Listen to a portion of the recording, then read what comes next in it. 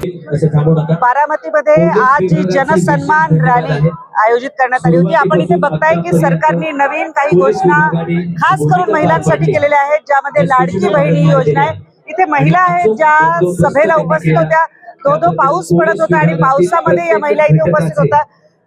लाडकी बहीण योजना जी आता जाहीर केलेली आहे, कसा प्रतिसाद आहे इथे, कोणी कोणी फॉर्म्स भरलेले आहेत? आज बारामतीमध्ये लाडकी बहीण या योजनेमध्ये सर्व तालुक्यातील लोकांनी आणि पुणे जिल्ह्यातील सर्वच महिला भगिनींनी आमचा खूप चांगला प्रतिसाद दिलेला आहे।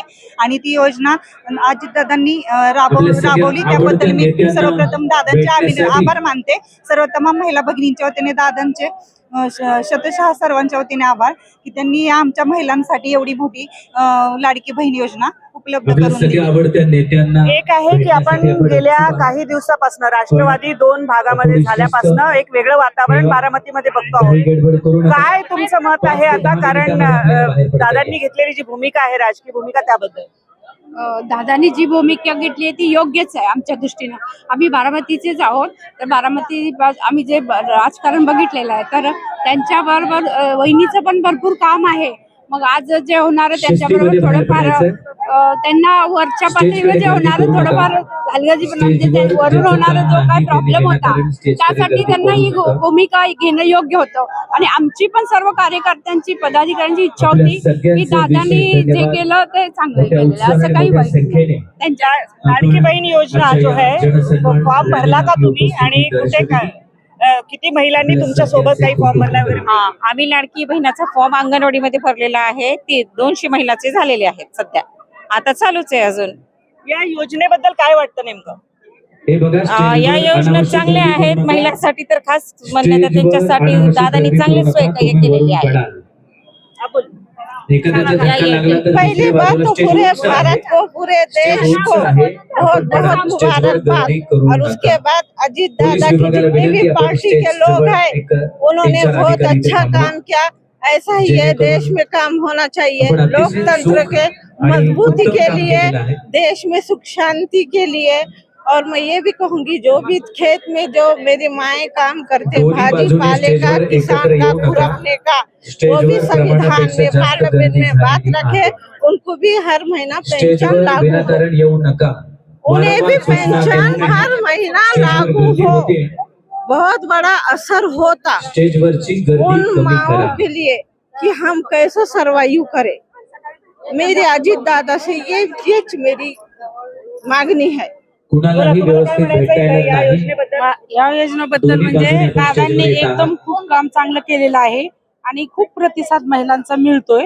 आणि मी एक अंगणवाडी माझ्या मोराया नगरमध्ये मंजूर केलेली आहे आणि त्या अंगणवाडीच्या मदतनीस आणि कार्यकर्तीला मी सांगितलेलं आहे की माझ्या भागात तुम्ही फिरा आणि त्या सगळ्यांचे ते फॉर्म भरून घ्या, असं मी त्या अंगणवाडीच्या महिलांना सांगितलंय। आणि आमच्या दादांचं आणि वहिनींचं कर्तृत्व खूप छान आहे। आता हे तुम्हाला सांगायची आम्हाला गरज नाही, आम्ही पण बारामतीच्या कार्यकर्त्याच महिला आहोत। मी अंगणवाडी निवड समितीवर बारामती तालुक्याच्या अध्यक्ष होते, त्यामुळे मला खूप अंगणवाडीचा अनुभव आहे। आणि ते अंगणवाडीच्या महिलेला दिलं, हे महिला त्या खूप काम चांगलं करतात।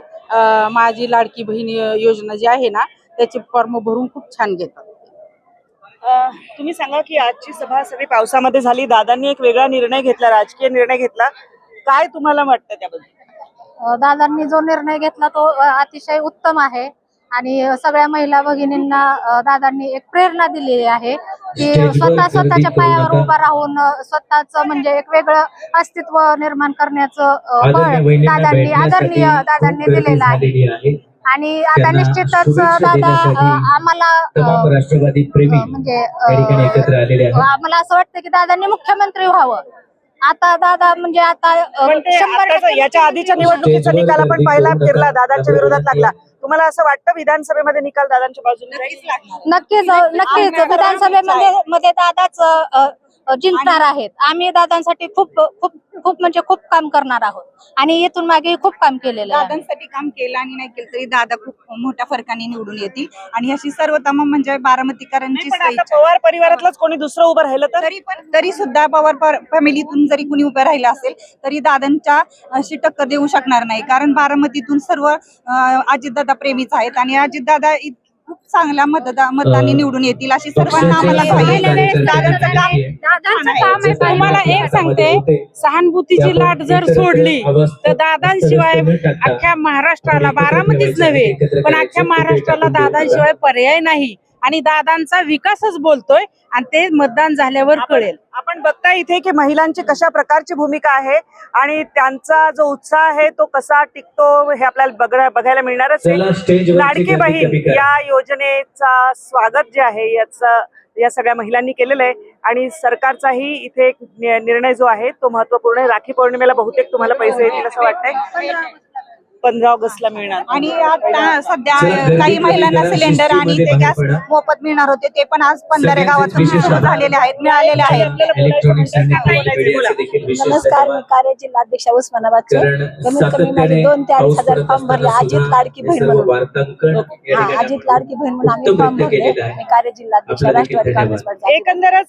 एकंदरच कालच्या विधान परिषदेचा निकाल लागल्यानंतर जो उत्साह इथे कार्यकर्त्यांमध्ये दिसतोय तो वेगळा आहे. बघूया हे निवडणुकीपर्यंत वातावरण कसं बदलत जातं आणि जनता काय कौल देते ते. कॅमेरामन विनोद इंगोलेसह प्रतिभा चंद्रन, नवराष्ट्र, बारामती.